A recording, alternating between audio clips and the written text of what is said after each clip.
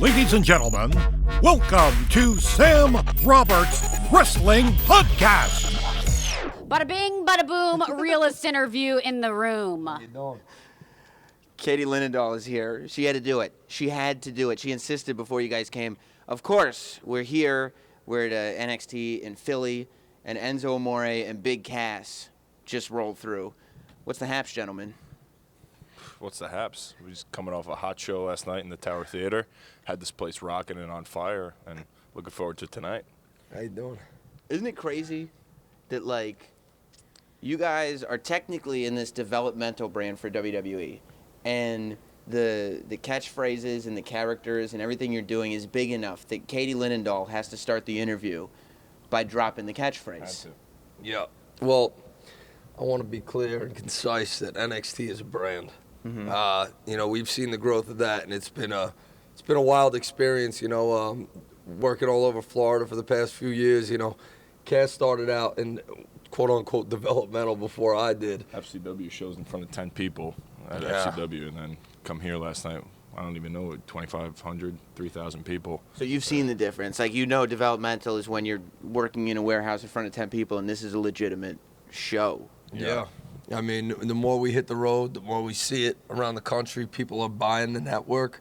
People are watching NXT. And some people are buying the network to watch NXT. And the proof's in the pudding. When we come here, we opened a show last night in front of 2,500 people. And they're with it every step of the way, every second of the way, every word. At what point did they start to, really... At what point did you realize they know what we're doing? Like, at what point did you show up to buildings and be like, what? Like, they know the catchphrase already. I guess at Full Sail, where we do our NXT TV, everybody, knew the catchphrases, and we didn't. Every time we went there, they'd know it, but we didn't really get a good gauge of outside of there. And then we showed up to San Jose WrestleMania weekend, and we walked out in front of 5,200 people, and everybody knew every word to everything we were saying. It was outrageous, and that's really where it opened our eyes. Like, okay, everybody knows our stuff, and not just us. Everybody that came out, they knew all their chants, they knew all the moves, and it was pretty incredible. So I guess San Jose was an eye-opener, I think, for everybody. Honest question, when you are performing in front of 10 people or 5,200 people, is it hard to keep it electric and keep it as big as life when there's only a few people looking at you, and then to come to where you are right now? No, actually, to the contrary. We do come from humble beginnings with FCW, and it is a lot harder to sustain 15 people in an audience as far as electricity goes than it is to walk out here in front of 5,000 people that paid money because they want to watch NXT. You know what I mean? And we have, As opposed to 15 people that showed up because there's wrestling on the marquee. I don't know what this is. Yeah, exactly. And what's crazy is, when you talk about NXT, you got the Finn Balor's and, the Kevin Owens, Sami Zayn, Adrian Neville, Tyler Breeze. You got a lot of big names, the Vaudevillains. And, NXT isn't promoting a match. They are not promoting an individual. They're promoting the brand NXT, and we're selling out these houses all together. I got to tell you, as a fan for many years, Sam as well, I don't know if you've noticed this, it's the camaraderie between you guys, and you guys rooting for each other, even when you're getting pulled up. It's been amazing. It really is a unit, and it's been incredible to see that on social, but also on air. Yeah, I guess, behind the scenes, we're riding on buses together and airplanes together, and we really are all rooting for each other. I know when Neville debuted on Raw, I had goosebumps, and I was all That's a perfect pumped. example of that. Yeah, and Sami Zayn 2 weeks ago on Raw when he came out in Montreal in his hometown, it's everybody is rooting for each other, and I know everybody that works at the Performance Center, they all had that same feeling when both of those guys debuted on Raw, and we're all pulling for each other. We're all rooting for each other. I mean, we all want to get to the dance for sure, but when we see someone else get there, it's definitely a very good experience for us too. Yeah, going back to even the early days of NXT, me and Big Cass just started getting on screen. Guys like Bray Wyatt and the family, and watching them and their success in NXT, and then translate into the WWE. Right. Bray Wyatt was one of one of the guys that I got to watch when I first started, cut some of the best promos I've ever seen in my life, and people will never see them because they were at FCW, you know? And yeah, and we watched that, and we said, oh, my God, dude, this guy is money. He is fire. He's going to make it. And he believed in us, too, and he used to tell us that, you know what I mean? And then fast forward 2 years later, 3 years later, we're at NXT. We're selling out arenas, 5,000 people in San Jose, California. The next day, I'm watching him, you know, kick out of a tombstone at WrestleMania. So, you know, NXT works, and watching these guys take the stage, like Adrian Neville, like you said, we've driven all over the state of Florida with Adrian Neville and Sami Zayn. Seeing both of those guys on Raw, you realize that your time's coming too, but it's NXT. It's a brand, and, you know, we have a lot to accomplish in NXT still. So just like Adrian Neville accomplished, and you know, Sami Zayn has accomplished so much, you know, to get up there on the main stage, it'll translate. I always got bummed out when I saw the camaraderie. I'd like to think that there was a lot of cutthroat and backstabbing going on, but I think it's just because it makes me feel like a better person. We're just pretending. There's tons of backstabbing, and everybody really hates each other. That's what I'm looking for. Neville and Zayn, we hate them. We can't stand them. Yeah, Thank God. There you got it. That's what you want. Like Because whenever anyone in my industry succeeds, I hate it because it's not me. Well, Touche. yeah, that's not what we're doing. Competition does breed success, though. You know, me and Big Cass are in the front seat driving. Adrian Neville and Sami Zayn are in the back like a couple of kids, you know, arguing with each other. You know what I mean? There's competition back there in that back seat. Believe it. So when you're developing a character or a couple of characters like you guys have developed, it's kind of very New York centric or tri-state area centric. On some level, like, you have to wonder, is this something that people are going to be able to pick up nationally, internationally? Because some people are going to look at you like, what are you doing? So Enzo Amore, for those that don't know, comes out. He's got a mohawk with leopard prints around the side of his head. He's got a microphone tattooed onto his hand. Got a new addition here, boy. Oh, work. Whose lips are those? Those are my grandmother's lips, man. Had to do it. So basically right now I got the gift of gab, I got the gift of jab. You can get kissed and you can get dissed. You know what I'm saying? So at any point, do you think to yourself, I don't want to be in character today? Because you don't have that option anymore. You've gotten this haircut. You've gotten permanent tattoos. You can't walk around and just be a dude. Dude, I would look like this if I wasn't in that WWE. So this to me. Did you look like it before? I mean, to a certain degree. Yeah. You know what I mean? As you said, character development. Is it going to, you know, get across to the people? Can they feel it? One of the things about me and Big Cass is we are not playing up to a character. We are being ourselves on screen, and the people appreciate what's real and what's genuine. So when we say bada boom, realest guys in the room, it's because we believe it. And that is a catchphrase, bada bing, bada boom, the realest guys in the room. Like, that is so easy to do wrong. Like, it'd be so easy to not get that over and to sound horrible doing it. Yeah. But you have found a way to pull it off. Yeah, man. A lot of our catchphrases, I mean, our big money catchphrases, we spell a word wrong. You know, but somehow that caught on. You know, I think it's just the people can tell that it's organic. You know, they can tell that it's really us, and we're turning up the dial a bit, but it's really us. Oh, I turned the dial down. He turns it up a little. Yeah, I have to turn it up. He has to turn. I have to keep him in check. To make you guys, you're legitimately poor spellers. You're great wrestlers, not great spellers, and that's we're also really good at math, bro. You are? It out. Yeah, you got 1 + 1 = 3.14. Time to eat your pie. Yeah. That's very good. That's another. The interviews reached an all-time low. So do you go out and just like try catchphrases and just see what sticks and realize, okay, they like that one, I'm just gonna keep doing it? I don't think. Or nobody's writing for you. No, nobody. We're fortunate that down in NXT, me and Big Cass have gotten to work with the writers that are up on Monday Night Raw and Dusty Rhodes and American Dream. And Dusty Rhodes is the most instrumental figure in our career. What does he say? He's had our back since day one. Yeah, man. He's always went to bat for us. Yeah, we owe a great debt of gratitude to Dusty Rhodes. I remember the first time I came out on television, I had like less than a year's experience in the business. And Dusty said, give him a microphone. Send him out there. Who gives a damn?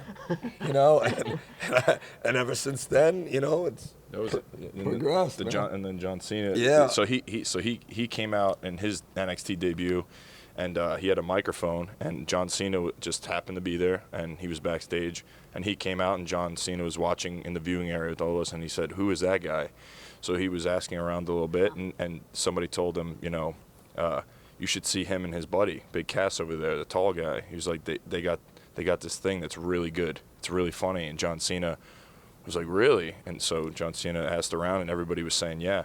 So he had to go out for a segment with Damien Sandow at the end of the night, and me and Enzo were just hanging out in the back of the viewing area, and John Cena came up to us, and he's like, "You guys have gear?" And we were like, "Yep." And he was like, "Meet me at Gorilla in 5 minutes."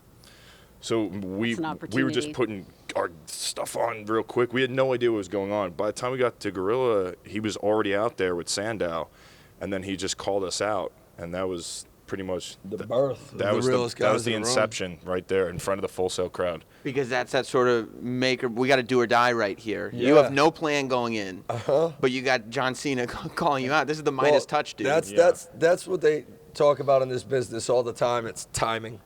And sometimes it's getting lucky, and when an opportunity presents itself, do you take advantage of it? And they have footage of that segment with me, Big Cass, and Cena. I've never seen it. Where is the footage? I've never seen it, but we were in the ring with him for like 20 minutes.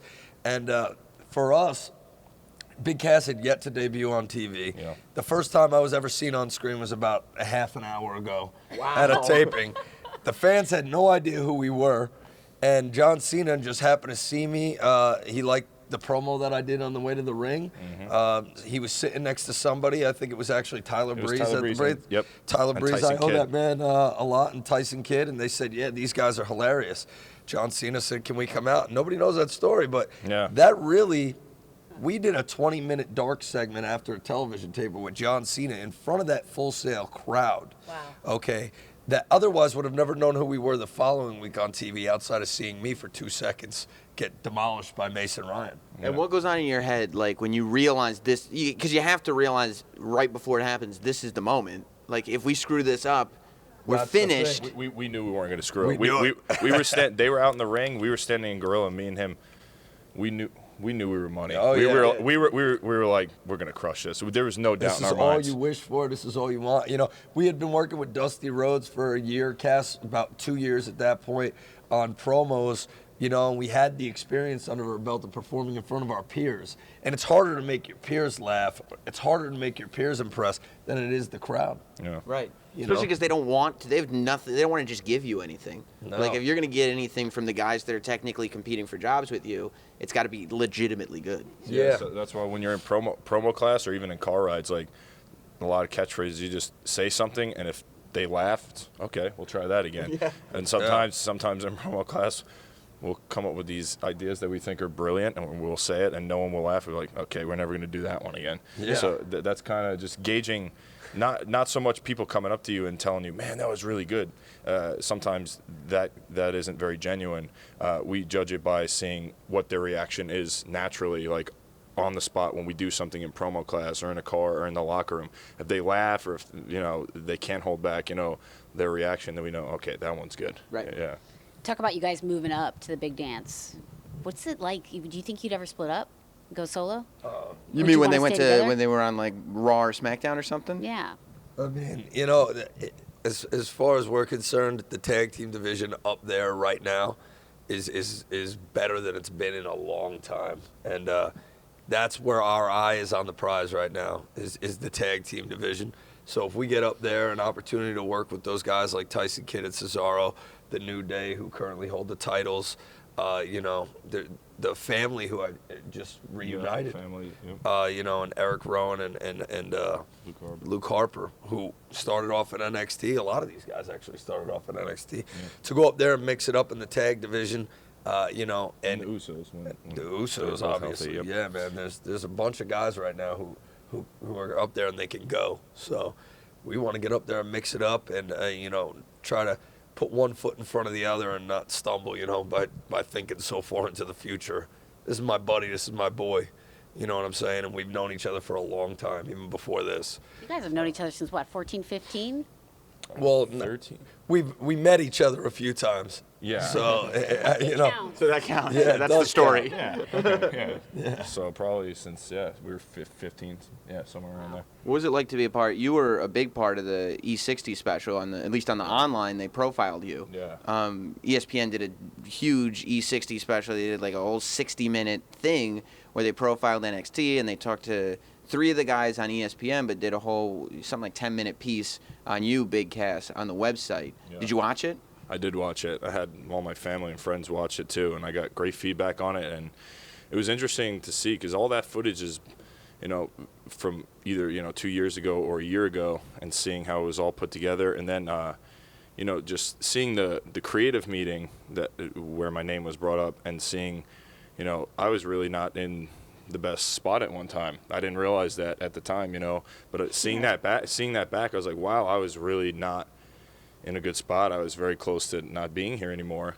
Well, they showed on this documentary, if anybody didn't see it, like they show the creative meeting, and Triple H is there, who runs NXT, in real life, and they said, they were not hiding who they liked and who they didn't like. It was almost at a point of being cut. Yeah. Exactly, and I think the term was fish or cut bait. yeah, and then I, I guess started turning some heads, and got opportunities. It's all about opportunities. So I earned, through hard work, opportunities. And every time an opportunity was thrown my way, I just seemed to be knocking them all out of the park. And eventually, it turned it around. Talk about fish and cut bait, too. One of the more awesome press that you've had lately is Hogan actually tweeting out, fish or cut bait, you got to fish with this guy. Yeah. That had to give you a vote of confidence. Oh, it was. I mean, growing up watching Hogan, he was the man. I mean, his name resonates way outside of this industry. It's just he's a pop culture icon.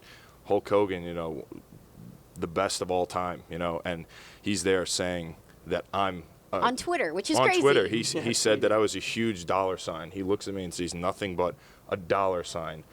That's a retweet, Sam. Oh, absolutely. That's a favorite and a retweet. Yes, right. When That's a screen capture. I retweeted and wrote back, yeah, for sure. But that was amazing for him to say that. I've only met him a few times. I've never actually had a conversation with him, and for him to just know who I was and to see that and to go out of his way to look at that and say, no, that's not right, and to tweet that to make sure he lets everybody know. Yeah.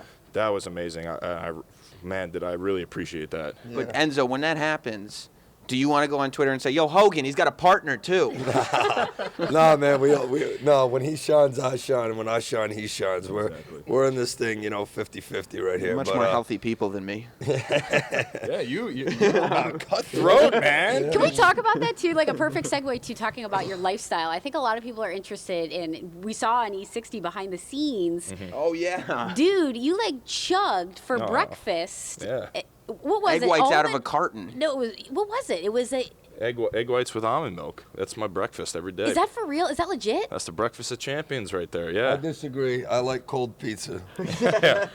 No, it's just Zoldo, that's it's just Zoldo. it's really convenient. You just wake up. You don't have to cook anything. You put all that in a glass, mix it up. Boom, it's down. There's plenty of protein in there. Got about 50 grams of protein in that glass, and I'm on my way to work. I'm a big predicate of you order the pizza the night before. Right, because you don't have to cook You that don't either. have to cook that either. You don't have to do anything, and You then leave you it in leave the fridge or on the stove. Yeah, you leave it on the box on the counter. On the counter, okay. and you flip the box open. And, Yeah. you know, Great it's got- for abs. Yeah. Oh yeah, Dude, Pete, I don't know if you've seen my abs lately. but pizza I'm and beer. doing it.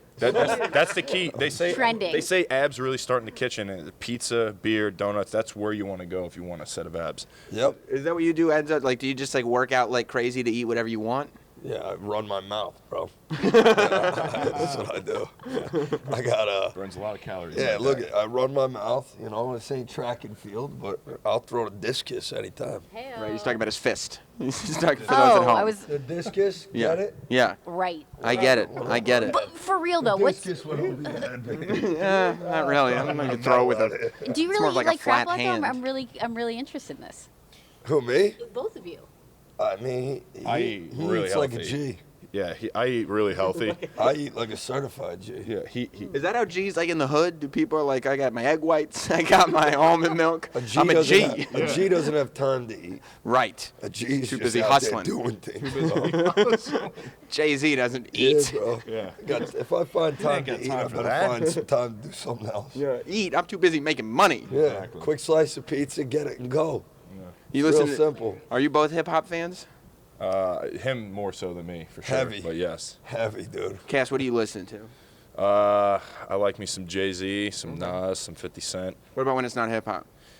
Ooh, classic rock. Bruce Springsteen, Billy Joel. Okay. Yeah, I'm a He big. likes the Beatles too. Oh, and the Beatles. I'm a big Bruce fan. I've seen him like probably 25 times with my dad. I've seen him, in Shea Stadium and Giant Stadium and every arena in New York.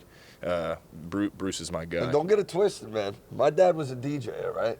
Like And a he still radio is, DJ dude. or a No, DJ, party DJ? A party DJ, okay? Bar mitzvahs, corporate events, weddings. What was his name? What did he go by? Enzo Amore Sr. Well, he's Anthony Wayne, man. He went by Anthony Wayne. There's always like DJ John, like the epic 7th grade dances. Nothing to do with Batman here, all right? No relation to Bruce, but that's obviously not his last name, but that was his DJ name. But my whole family are DJs, and so I grew up listening to every type of music there is, and it was instilled in like my blood, so to say. I got rhythm in my veins. You see me dance? I do. The footwork Dude, is nasty with it, amazing. bro. You're obsessed with the footwork. I mean, I you talk am. about the footwork nonstop. Because I can't do it. Yeah, bro. I'm as quick as a cat and as fast as a feline, dude, and I ain't lying. A feline and a cat and a feline are the same thing. Dude, I'm a dog, tell bro. him I'm these the things. leopard shepherd. I'm the All right. leopard Don't shepherd. question I'm a him, hybrid. I'm a Sam. hybrid. Don't question You him. know- Yeah. No, you're So- right. You're right. The thing about DJs is too, and I don't think enough people realize this, is that you have to understand the room that you're in and Yes. figure out immediately. Gauge the temperature of the room, bro. And that's what you have to do as well when you're Yeah. figuring out. Okay, like Wisconsin doesn't like bada bing. I got to figure out something else to say to this Exactly. crowd. Whether you're playing Bruce Springsteen, Frank Sinatra, a little country Keith Urban, or if you're going, Jay-Z, or if you're just playing beats, man, straight EDM. From top to bottom, you got to gauge the crowd, and, you could be doing a 50th anniversary party and a Sweet 16 the next night. So my pops, that's what he did, and I watched him do it for years, and I've been working with him since I was 12, 13. By the time I was 18, I was DJing weddings on my own and whatnot. And, that's really where I got my start in holding a microphone. Couple old folks' homes Yeah, man. when you had time. Yeah, why not? I would imagine too, for a 12 or 13-year-old, DJing a wedding is a really good opportunity to meet women. And eat a 5-star meal. People Yeah. forget, man. Oh. Yeah. You get 5-course meals, you get fed like a king, dude. Ribs or chicken? I always went with the chicken. Always. Always. Chicken Sure. parm, chicken masala. You said about gauging a room. Just one thing that came to mind is last night when we came out here, I'll actually admit this. I was like, okay, Philadelphia, Allen Iverson, man, that guy's a god in this city. The people here love him. I said something about Allen Iverson. Didn't get a great reaction. And I was to myself, okay, not So you a learned something last sports-oriented night. crowd, I guess. Maybe tomorrow night we'll try the Eagles. I don't know, but Yeah. it didn't work last night. but Learned something last night. You gotta gauge the room, like and you you said. know what? I think because NXT is here in Philly, Yeah. that people from all over the tri-state area probably traveled to be here, the Delmarva area. So maybe it wasn't the best gauge. But nonetheless, you learn in this business all the time. Just going out there on the microphone or whether you're in the ring. You know what I mean? So last night, for us, more or less, last night was the 14th. Tonight's the 15th. We learned something last night. Right. I think tonight, we'll take that and we'll hit a home run with it. Yeah. What kind of music don't you like, Enzo? I'm not a big country fan, but Okay. there's sometimes you're traveling in wrestling, in sports entertainment, and you're going to this town to the next, and you can't always control the radio.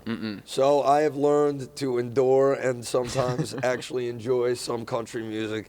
But growing up in the Northeast, man, I'm Jay-Z, Biggie, Nas, my buddy Wale had the #1 album in the country, the album About Nothing. I like MMG, Rick Ross, and Maybach music. Meek Mill out here in Philly. I listen to a lot of hip-hop. Right now I've been listening to Young Thug, who I don't understand a word of what he says, and I enjoy every second of it. What would you do if you were prepping for something like a big match, say, or whatever, an event, and you walked into your partner's room and your partner was listening to Celine Dion? I'd be like, if that gets you in the zone, have at it, brother. How about But Now that That's ain't for Music me. Volume 25?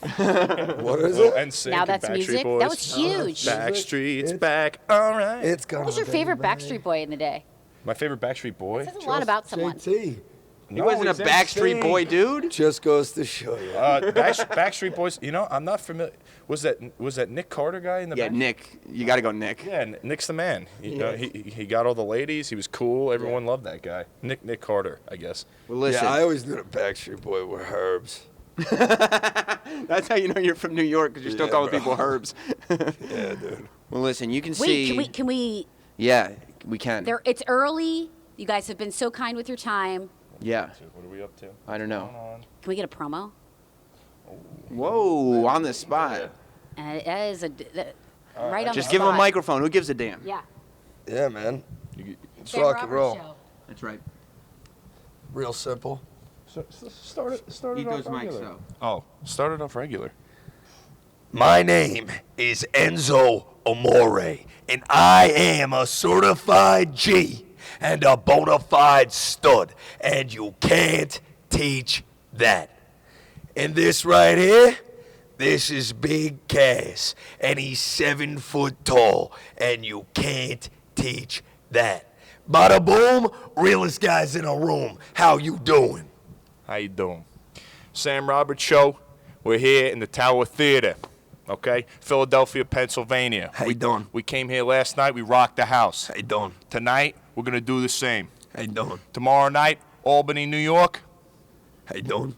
we're going to do exactly the same. We're rocking every house we go to. We're taking everything. We're taking everything but precaution. Because everybody else, that's right, everybody else, well, maybe not you two, but everybody else besides me and Zoe and Carmella is SAWFT. Soft? That's right. Smack Talker Skywalker and OG Cass Kenobi. Big Bambino. How you doing? And I'm Sam Roberts, and I have a radio show, and you can't teach that. And this is Katie Linendoll, and she's 5'1", and she's on the Today Show sometimes, and you can't teach that. Right, Katie? Bada boom. Realest guys in the room. And girl. And girl. Out.